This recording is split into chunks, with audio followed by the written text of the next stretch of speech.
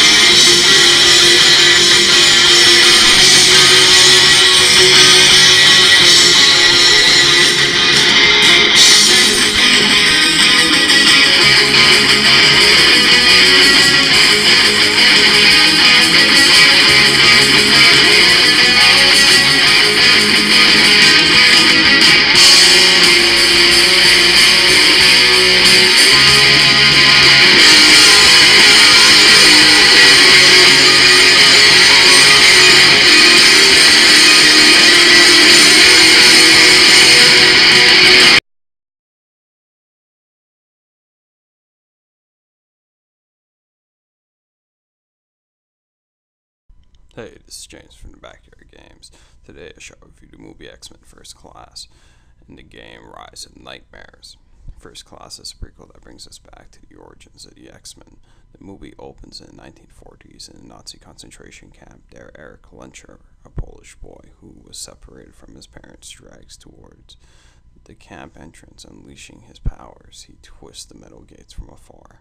As we go forward in time, Eric is hunting down his Nazi tormentors. Charles instead is hitting on women, showing off his knowledge of mutations. Both men are mutants. Charles Xavier is a telepath and Eric Lencher is a master of magnesium.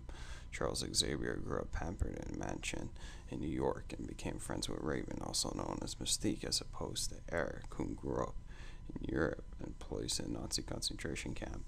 In the 1960s, Eric and Charles meet. The immense mutual respect leads to friendship, and they bond together to build a stronghold of young mutants. They team with a CIA operative and form their own team. The characters of Charles Xavier and Eric Lencher shine throughout the movie. Eric is about revenge, while Charles is about serenity. Two young individuals trying to figure out their unique place in a hostile world.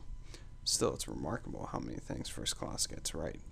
Whether it's the decision to have characters speak different languages or the choices of amazing costumes and incredible action. Stunts from the mutants are shown regularly.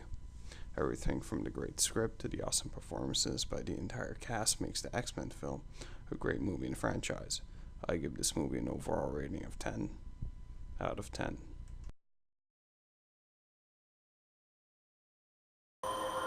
Rise of Nightmares.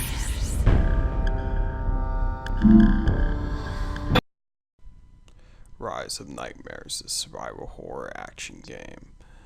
This game has the advantage of getting achievements quickly. The sound effects are great. This makes you feel as if you are realistically there. Unfortunately, the script is horrible. You could spend a lot of time hacking at zombies with different weapons.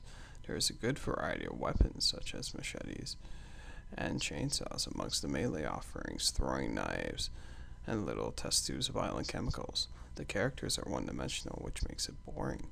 Movement is hard. Step forward to start walking and lean your shoulders left and right in order to turn.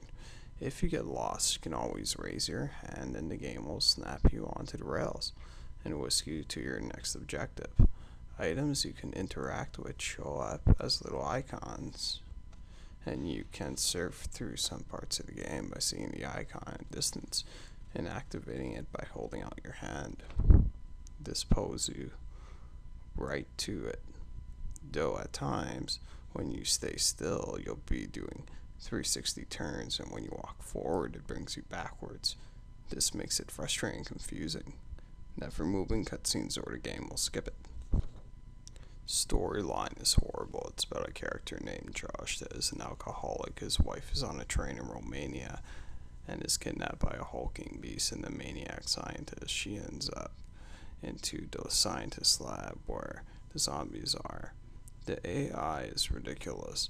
It just walks by you, then it realizes that you are there and turns around. Locations in the castle are predictable. Catacombs, dark forests, and endless stone corridors. It's a lot of repetition, which which makes you want to stop playing. Unfortunately, I give this game an overall rating of 4 out of 10.